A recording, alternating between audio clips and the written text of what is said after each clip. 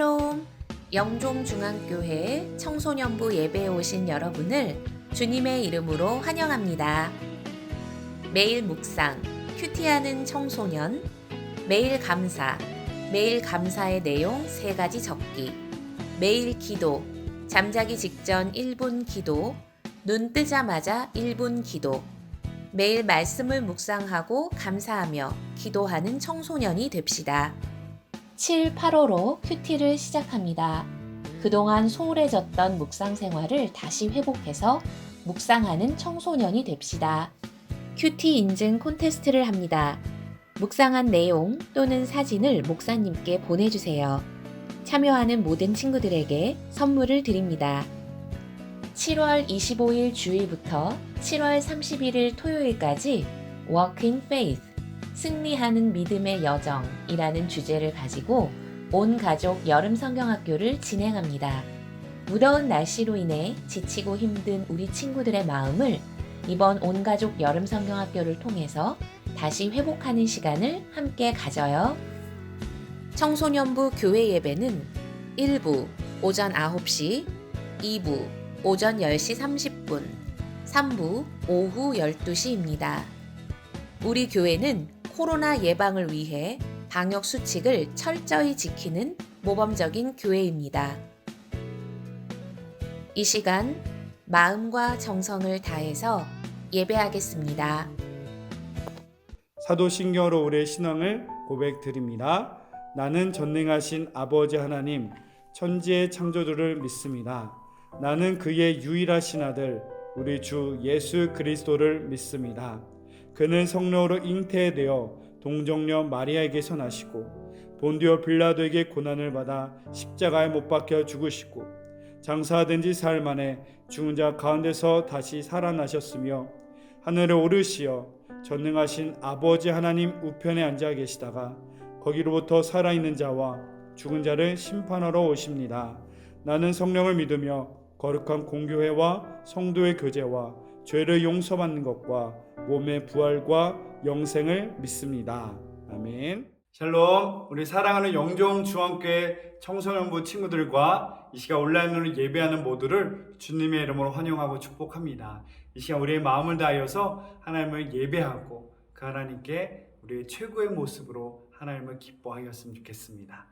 오늘 우리에게 주신 하나님 말씀은 고린도후서 6장 4절에서 10절 말씀인데요. 그 중에서 요절로 9절과 10절 말씀을 읽겠습니다.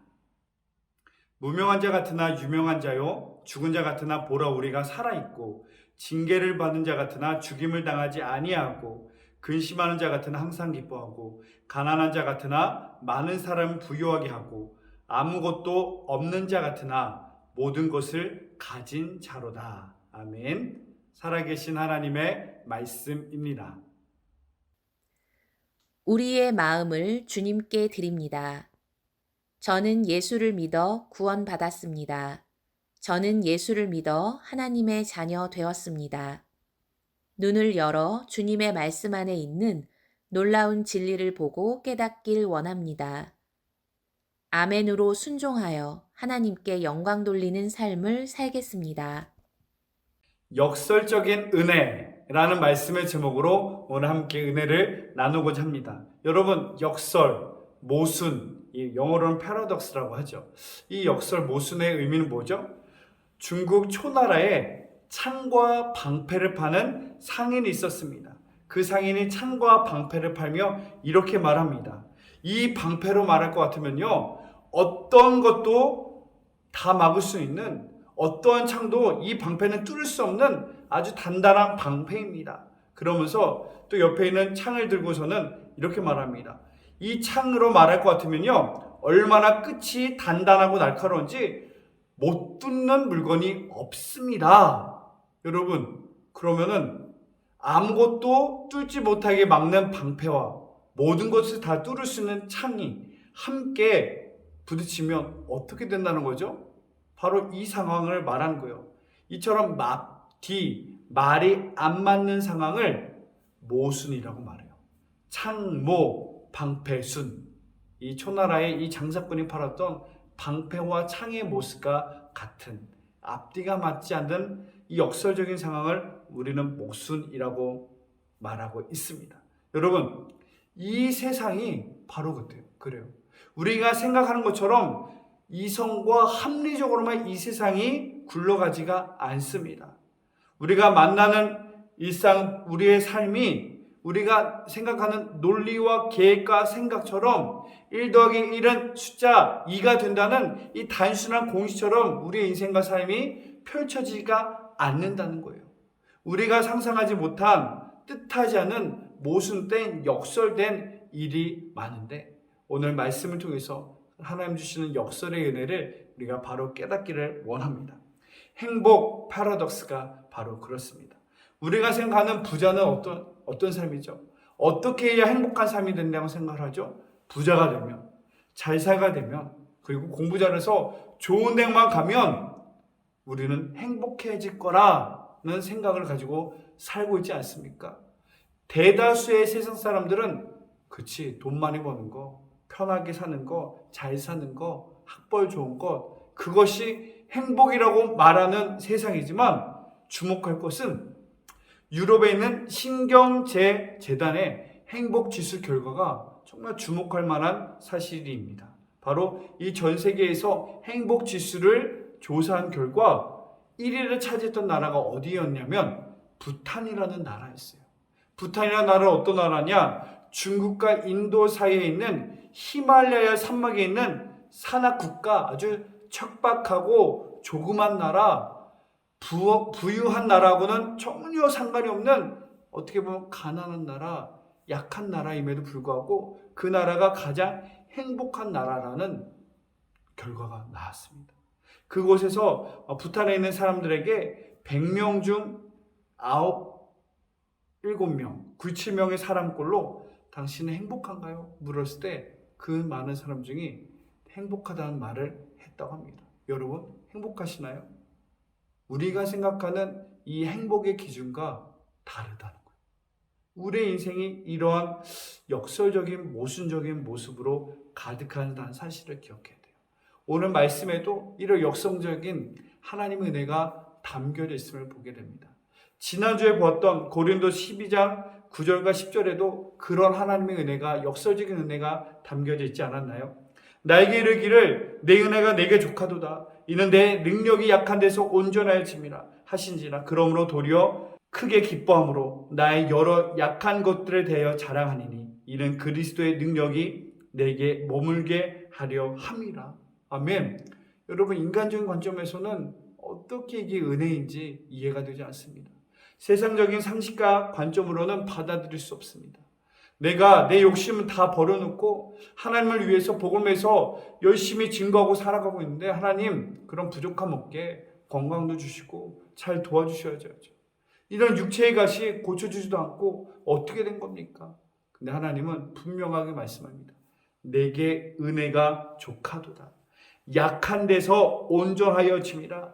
이 약한 가운데 크게 기뻐한다. 이 약함을 자랑할 수 있게 된다. 이 약한 가운데 하나님의 능력이 임하시게 되신다. 아멘. 이 역설적인 하나님의 은혜를 지금 바울은 경험하고 깨닫고 고백하고 있습니다. 아멘. 여러분, 기억해야 됩니다. 약함이 강함이에요. 약함이 자랑이고, 약함이 기쁨이고, 약함이 하나님의 은혜라는 사실을 기억해야 돼요. 왜냐? 내가 힘있고 내가 능력이 있고 내 못된 자존심과 내 못된 고집과 아집과 이 혈기로 살아갈 때는 내 삶에 하나님의 은혜와 하나님의 말씀과는 전혀 상관없는 삶을 살게 되더라고요.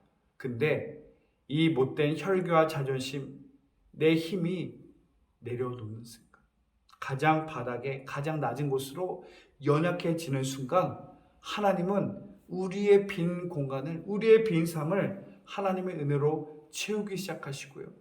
우리가 가장 낮은 곳에 겸손할 때 하나님은 은혜 베푸시고 하나님은 역사하기 시작한다는 놀라운 원리가 이 안에 담겨 있습니다. 목사님도 경험한 적이 있어요. 뜻하지 않는 수술을 앞둔 상황에서, 여러분, 수술을 앞둔 그 전날 밤, 병원에서의 그 수술 전날 밤은 정말 기도가 절로 나오는 시간, 가장 은혜가 넘치는 시간이에요. 하나님 부르면서 눈물을 흘리며 회개하며 하나님의 은혜를 구해요. 하나님 저 좀 도와주세요. 하나님 저 좀 고쳐주세요. 하나님의 은혜가 필요해요. 가장 낮아진 모습으로 절실하게 하나님의 은혜만을 구하고 하나님께로만 의지하는 그 시간, 하나님의 은혜는 정말 임하기 시작해요. 충분하게 우리에게 임하기 시작해요. 여러분, 연약함이 강합니다. 약함이 우리의 자랑이다. 연약할 때 하나님의 은혜가 더 충만해진다는 이 놀라운 역설적인 은혜를 여러분 경험하고 그 은혜를 가지고 살아가는 저와 여러분 모두가 되기를 주의 이름으로 축복합니다. 이처럼 기독교의 신앙을 역설의 종교, 역설의 진리라고 말하는데요. 인간의 상식과 세상의 눈으로 볼 때는 이해가 되지 않지만 이 역설적인 은혜는 놀라운 하나님의 역사가 임하게 됩니다. 마태복음 5장 38절 또 눈은 눈으로 이는 이로 갚으라 하였다는 것을 너희가 들었으나 여러분 세상의 이치는 뭐죠? 눈에는 눈, 이에는 이. 내가 당한 만큼 갚아주고 복수하고 대갚아준다. 이게 세상의 원리입니다. 근데 하나님의 말씀의 원리는 무엇이죠? 마태복음 5장 39절 나는 너에게 이르노니 악한 자를 대적하지 말라. 누구든지 내 오른뺨 뺨을 치거든 왼뺨도 돌려대며 또 너를 고발하여 속옷을 가지고자 하는 자에게 겉옷까지도 가지게 하며 또 누구든지 너를 억지로 오리를 가게 하거든 그 사람과 심리를 동행하고 5장 44절 나는 너에게 이르노니 너희 원수를 사랑하며 너희를 박해하는 자를 위하여 기도하라. 아멘. 여러분 이 말씀이 세상의 가치와 세상의 관점으로 이해가 되는 말인가요? 세상의 진리와는 정반되는 말이고요. 세상의 논리에는 맞지 않는 말이에요. 아니 오른뼈를 맞았는데 너 나 건드렸지 가만두지 않아? 이에는 이 눈에는 눈으로 복수하는 것이 아니라 맨뺨을 들고 속옷을 달라고 하면 겉옷까지 주고 또 나를 비방하고 저주하는 그 원수를 향하여서 사랑하며 그 원수를 위해서 기도하라. 여러분 놀라운 역설적인 하나님의 은혜, 역설적인 세상의 가치와는 정반대되는 하나님의 가르침이 이 안에 있지 않습니까? 여러분 세상의 가르침의 방법대로 눈에는 눈, 이에는 이 방법은 결국은 더 큰 문제의 문제로 더 큰 문제와 화만 일으키지만 이 이해할 수 없는 하나님의 은혜의 방법은 역설적인 하나님의 은혜의 방법은 결국 우리의 삶의 문제를 해결하며 사랑과 은혜와 평강이 가득하게 한다는 사실을 여러분 믿기를 원해요. 세상에서 가장 큰 성경에서 가장 큰 역설을 보여준 사건 한 분 있으니 누군지 아십니까? 바로 우리 예수님이세요. 그는 근본 하나님의 본체시나 하나님과 동등됨을 취할 것을 여기지 아니하시고 오히려 자기를 비워 종의 형체를 가지사 사람들과 같이 되셨고 여러분 하나님이신 예수님이 죄인 된 인간의 모습으로 가장 낮아진 모습으로 성육신하신 어린 아기의 예수의 모습으로 오신 예수님 여러분 가장 역설적인 상황입니다. 여러분 세상적인 가치는 더 높이 올라가지 못해서 더 누리지 못해서 더 힘을 가지지 못해서 안달인 세상인데 그 높은 자리에서 자기의 권리를 내려놓고 가장 낮은 자리에 인간의 죄인된 모습으로 와서 또한 그것을 그치지 않아 자기를 낮추시고 죽기까지 복종하셨으니 곧 십자가에 죽으십니다. 여러분 하나님이신 창조주신 하나님이 이 죄인을 위해 피조물을 위해 대신 죽으신 놀라운 하나님의 사건 세상의 논리로는 이해할 수 없어요. 그 세상에는 이런 신이 없습니다. 어디 신이 감히 피조물을 위해 대신 헌신해? 항상 대접만 받아야 되고요. 더 누려야 되고 더 가져야만 하는 것이 세상 종교, 세상 우상의 특징 아닌가요? 여러분 이런 상식을 뛰어넘는 계산으로 상식으로는 이해 안 되는 이 놀라운 하나님의 성육신 사건과 십자가 죽으신 사건은 단 하나의 이유예요. 뭐죠? 사랑하시기 때문에. 여러분 사랑이라는 게 계산으로 논리로 이해로 받아들일 수 있는 건가요?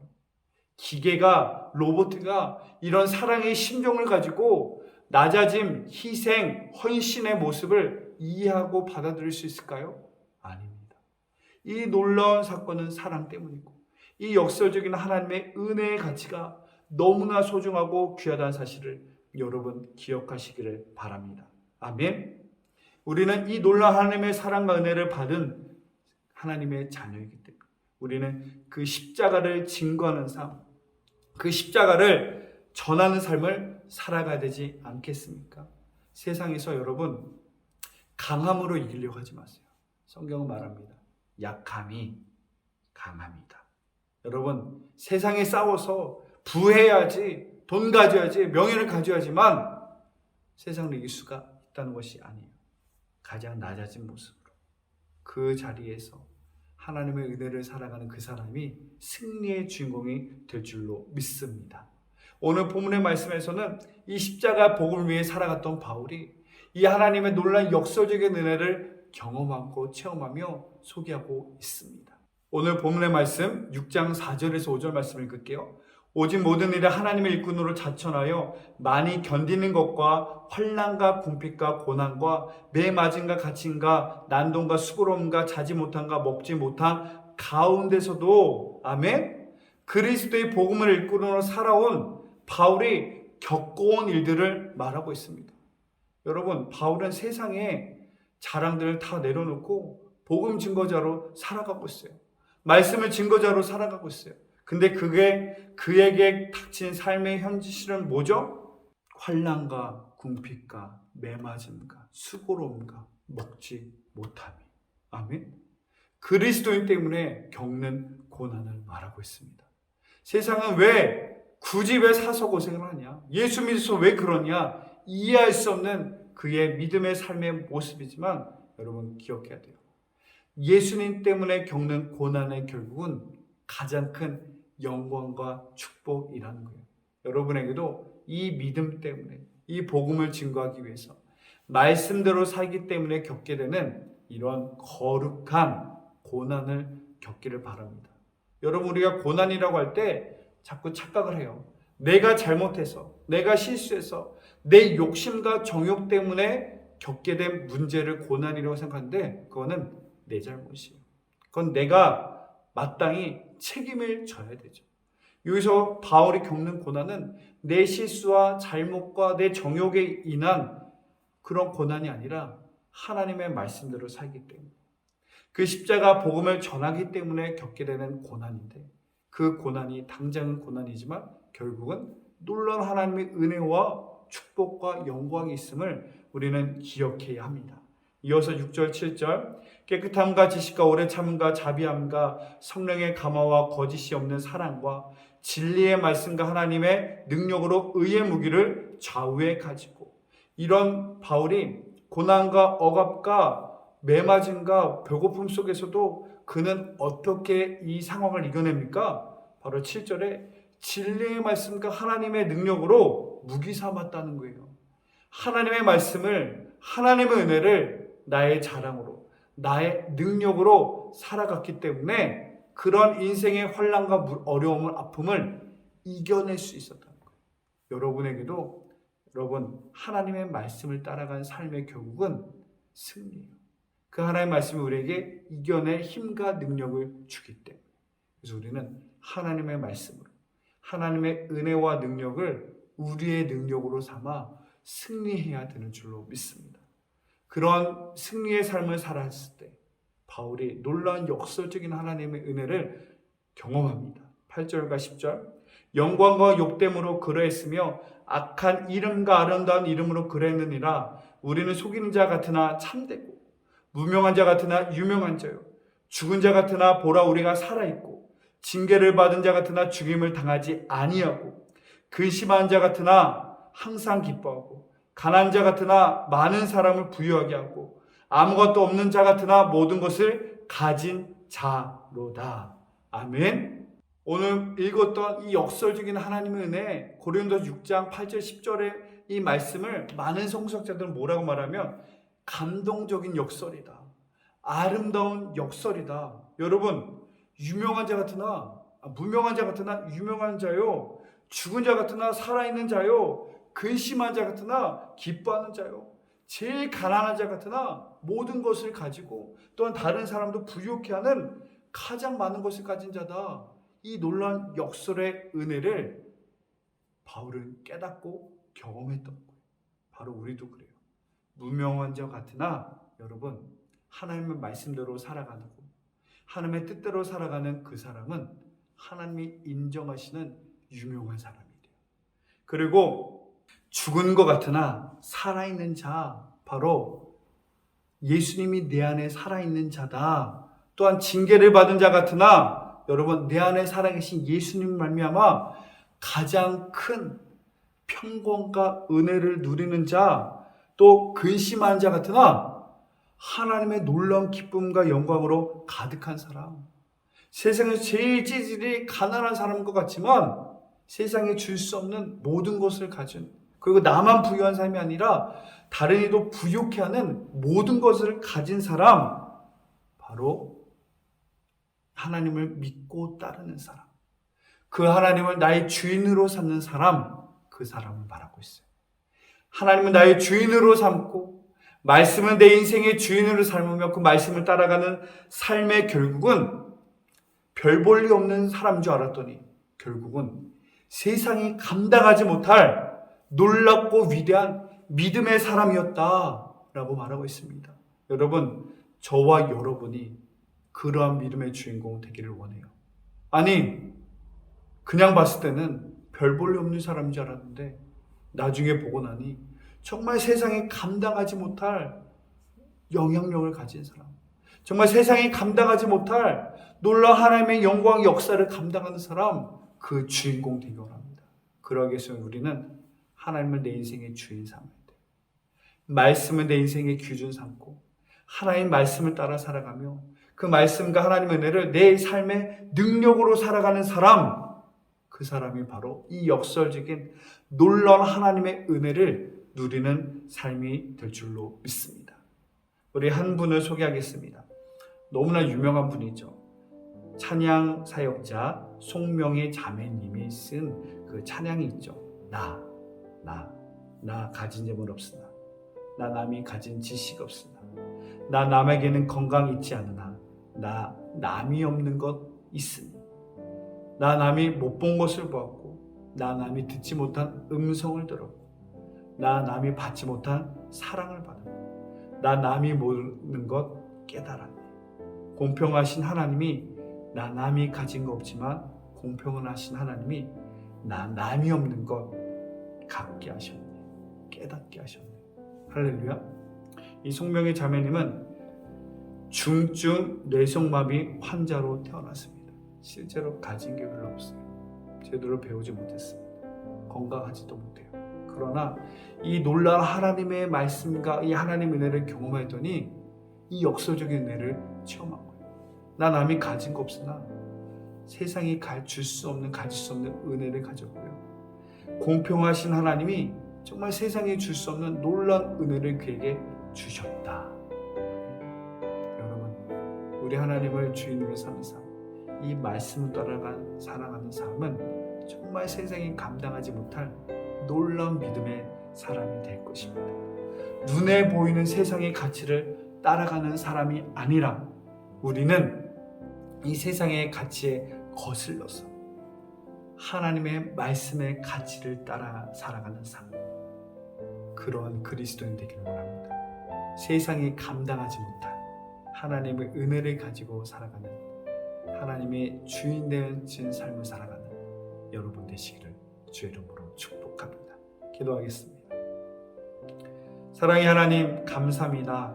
오늘 말씀같이 약함이 우리의 자랑이고 약함이 우리의 기쁨이고 약함이 우리의 능력임을 우리가 믿고 경험하고 체험하기를 원합니다. 더욱 겸손하게 하시고 더욱더 하나님만 의지하게 하여 주시사 하나님의 말씀의 은혜와 능력으로 살아가며 승리케 하여 주옵소서. 세상의 풍조와 세상의 가치와 즐거움을 따라 살아가는 어리석은 삶이 아니라 하나님의 말씀을 따라 살아가는 세상이 감당하지 못할 믿음의 주인공, 우리 모두가 되게 하여 주옵소서. 감사드리며 우리 주 예수 그리스도 이름으로 기도드립니다. 아멘.